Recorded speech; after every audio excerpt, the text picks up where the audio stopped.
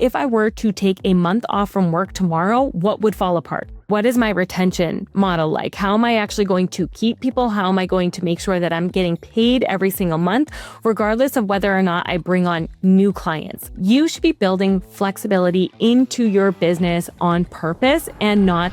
Welcome to the Fuel Your Flow podcast. I am your host, Valerie Feghali, physical therapist turned software CEO and business coach for health and wellness coaches.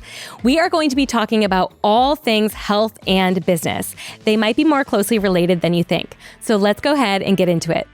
Welcome back to another episode of Fuel the Flow. A few weeks ago, I got a phone call, and when I picked up, it was my husband in a nice, calm tone telling me that he shattered his ankle. And he was off-roading with friends that were competing in a motorcycle off-roading competition, and he fell, and the bike landed on his leg. Lo and behold, his ankle was broken. So by the time I got to him, he was 3 hours away. He was back at the campsite, sitting in the pitch dark and talking to me about surgery. So the doctor at the ER said, "You are for sure going to need surgery." And we didn't quite know the extent of what this meant by now, but lo and behold, it's not one surgery, but two surgery and many, many months off from work. Now, a few years ago, if I went back 6 years, I would have been completely panicked in this moment, knowing that we are partly relying on his income, that I'm working in the clinic. I was at a physical therapy clinic at the time, that I'm there and need to be present and not able to bring him to his appointments easily, that I've got the kids to take care of and everything. And so I would have been spiraling, was it 6 years ago? But in this moment, I was completely calm and had absolutely no fear or concern that we were going to be able to take care of this. And that's because I've built a business that really runs without me needing to be there every moment of every day. And it's a business that brings in enough income that can support both of, our entire family.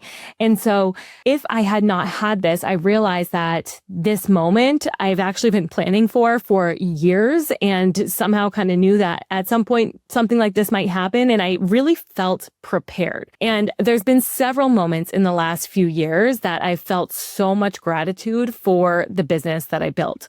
So I want to talk to you guys today about how to build a business that can sustain itself, that can carry you when you cannot carry it at all moments of the day.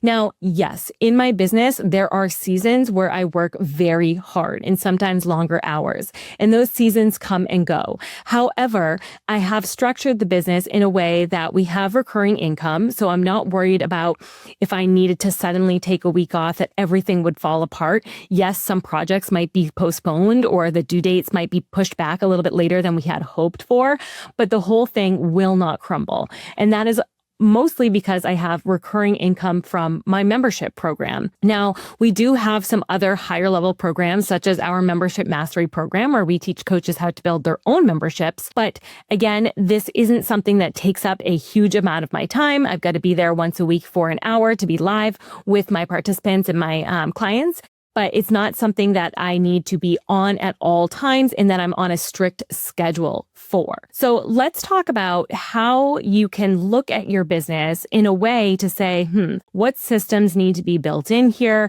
How can I structure this in a way that if I could not work tomorrow or for the next week, that things would still hold up. Money would continue to come in. If I have employees or a team, that they would continue to get paid. So the first thing that I would do is I would sit down with a pen and a paper and just write down the question and be very honest with yourself of what would happen, what would fall apart in my business if I could not work for the next month.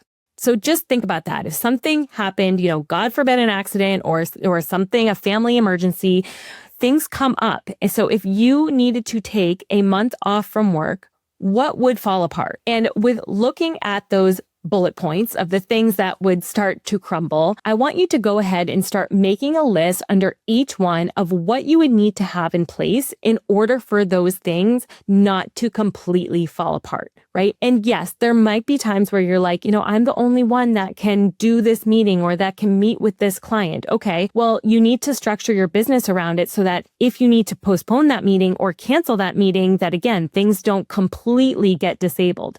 And so that might be pushed back. Yes, perhaps. And that one thing might need to wait for you, but the whole project should not completely fall apart. And so what do you have in place that brings in recurring income? This is another question that I want you to write down in your notebook. What in my business brings in recurring income? And if you don't have an answer for that, that's something that I really want you to think about in regards to the structure of your business. Now, if you're just getting started, this might not be something that you are planning from day one. However, very early on in your business, I started doing this within the first 6 months to a year of my business to start thinking about what is my retention model like? How am I actually going to keep people? How am I going to make sure that I'm getting paid every single month, regardless of whether or not I bring on new clients that month? So ask yourself that question. What is recurring income in my business that doesn't require me to bring in new clients every single month? I want to drop a quick note before I continue. We are hosting an AI bootcamp, which is a 3-day bootcamp showing you how to start building a knowledge base inside of Claude, build the brain, and then build the skills that are going to take daily, weekly, and monthly work off your plate. We are going to show you how we use it inside of our business and how you can use it in your business. I'll be hosting this with myself and my ads manager, who is an expert at AI. The show notes will have the link to the bootcamp, and I hope to see you there. Let's talk a little bit about how this could look, because this could look multiple different ways for different types of businesses. Now, you could have a simple membership or subscription model where people are paying you every month and you are providing some kind of value to them every single month. Now, that doesn't necessarily mean that you have new content that you're building every month. This could look very different for different people. For example, we're building out a client portal that goes along with the wellness ball. So this client portal is going to be a client success hub for you, where you can invite your clients on, they can log their food, track their macros, get access to any programs that you have built out for them. So lessons, courses, that type of thing. There'll be a communities feature and a communication feature. So an example would be using that tool as a retention model. So when people are done with your group coaching or your higher level one-on-one coaching, that you could say, hey, if you want to continue to have access to this app and you want to continue to log your food and be part of the community, it's X amount of dollars a month. Depending on your clientele, it could be anywhere from $10 to $90 a month. Again, depending on the type of client that you're working with and the added support that you're going to provide. Another thing could be that you are having somebody pay on an annual or quarterly basis for a check-in and review. So this could be somebody that you have worked with in the past and you say, okay, every 6 months, we're going to revisit the plan and maybe rebuild the plan if things are no longer working for you so well. So perhaps you work with them for 8 weeks or 12 weeks. They get their goals, they're doing really well, and then you send them on their way. You don't just completely leave them and say, that's it, we're never communicating again. You should already schedule and have them prepay for a follow-up session 6 months from now or a year from now, so that they know that, hey, I've got to maintain this progress that I've made, because I'm going to be following up with my coach again in 3 months. And I want to show them that, hey, I've been able to maintain and sustain this, and now I'm ready for the next level, perhaps. And so this is not only good for you, but it is such a service for your clients. They are going to love this type of service, knowing that, yes, I have somebody who's going to be following up with me again in this amount of time. So that's another way that you can build in that recurring revenue into your business. Now, another thing could be payment plans. So if you do have a higher ticket course, let's say you have some sort of group coaching program or course that you sell for $3,000, then those people who can't necessarily put upfront the $3,000 right away, you could offer a payment plan that's, $1,000 a month or $500 a month for the extent of the program. And that way you, again, are getting that recurring revenue, even if you need to say, hey, we need to postpone these meetings or reschedule these meetings. You're not, again, letting the whole project and the whole course and the whole group coaching program fall apart, you might be postponing it a couple weeks and you're still getting those recurring payments coming in every single month. So take a look again at your business and see, where do I have recurring revenue coming in every single month? Now, the next thing is there somewhere that you need to hire?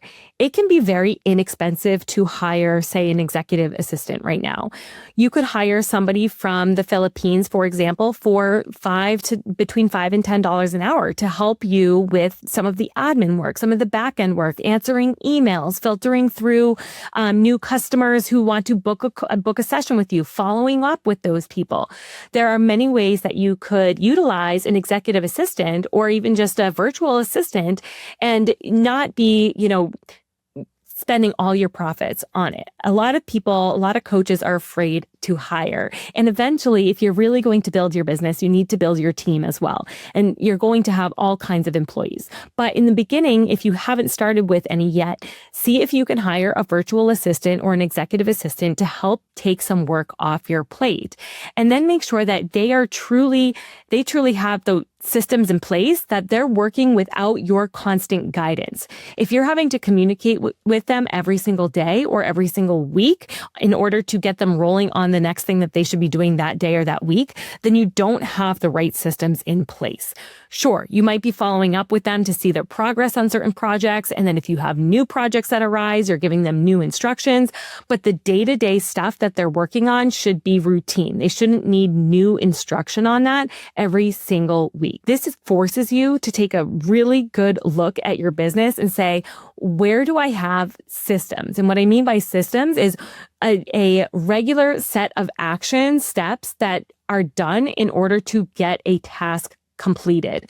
And if you don't have that, things will start to break down eventually. So by hiring an assistant, it forces you to take a look and say, okay, if I'm going to train someone, then I need to have those systems in place because I need to show them exactly what to do, when they should be checking this, what time, what the due dates are on each one of these things, when I expect the work by. And it forces you to sit down with your business and your systems and figure out what's broken, what's running really smoothly, and what just needs some fine tuning or some tweaking. Now, you should be building flexibility into your business on purpose and not by accident. So a lot of times people get to a week and they're like, oh, I actually have a really slow week right now. I guess I can take some time off or do these things.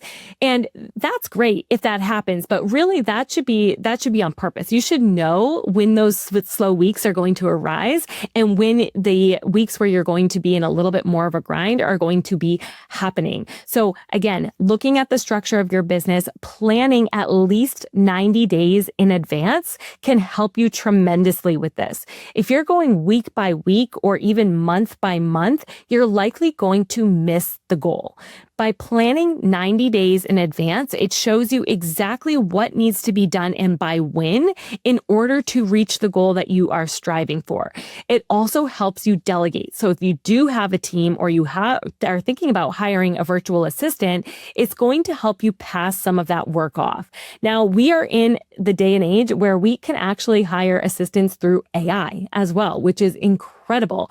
And we actually have an AI assistant training course that you can learn how to build AI assistants into your business. So again, this is another way that it's very low liability, it's very low cost in order to get help and assistance off your plate. Now, if you can take it even a step further and build in agents that are working on a time frame for you, then again, you are building in the systems that your business needs to run when you are not there 24/7. So I want you this week to really take an honest audit of your business. Go through those questions that I laid out. So remember, the questions are, the first one is, if I were to take a month off from work tomorrow, what would fall apart? And then break that down and see what you need to do in each one of those aspects or each one of those bullet points in order to get things more systematized. The next question is, do I have recurring revenue in my business? And what does that look like? If I don't have it, how can I build that in? And then the next thing is, What is my team like? Where can I delegate to? Do I have AI employees that I have? Do I have AI assistants that are working for me? Can I hire a virtual assistant? Or what are my employees that I already have on payroll doing with their time? And are they following systems that are efficient and streamlined so that when I'm not there, they're not having to ask me questions in order to keep their job going and keep them moving forward? So take a look in your business today, see where you can systematize, see where you can automate, and see how you can create a business that runs even when you are not there to run it. I hope you enjoyed our conversation from today. Any links we discussed will be in the show notes below. Also, we would be incredibly grateful if you would leave us a 5-star review. This helps us keep the podcast going so that we can continue to provide value for all of you. I hope we see you on the next one.